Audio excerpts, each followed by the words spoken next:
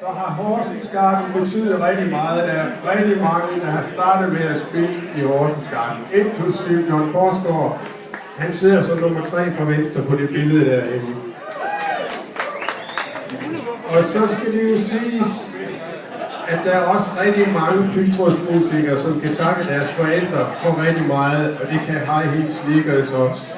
Specielt Johns og Palles mor Gerda, hun var virkelig noget for sig selv. Hun var den, som altid var oppe, når de kom hjem fra deres job, så jeg sørgede for kaffe og nogle små numre til og sådan noget. Og hun hjalp med at finansiere instrumenter og sådan noget. På et tidspunkt, der skulle Bruno Sevolin, trommeslager af nye trommer, og skulle købe den på afbetaling. Hvem var det, der kautionerede? Det var Gerda. Jeg skal lige have lov at sige en ting om High Heel Sneakers, for det der i Roller Kings.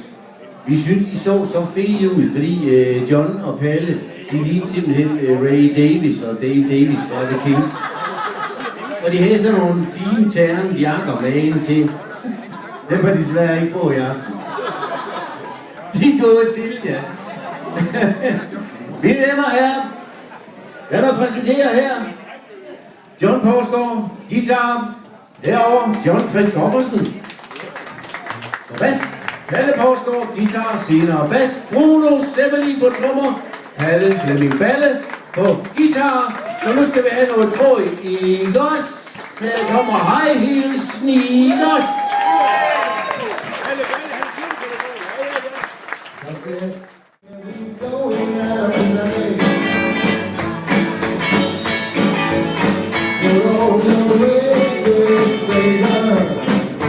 Cause we're going out tonight. There is a bunch of blood in the summer my boy.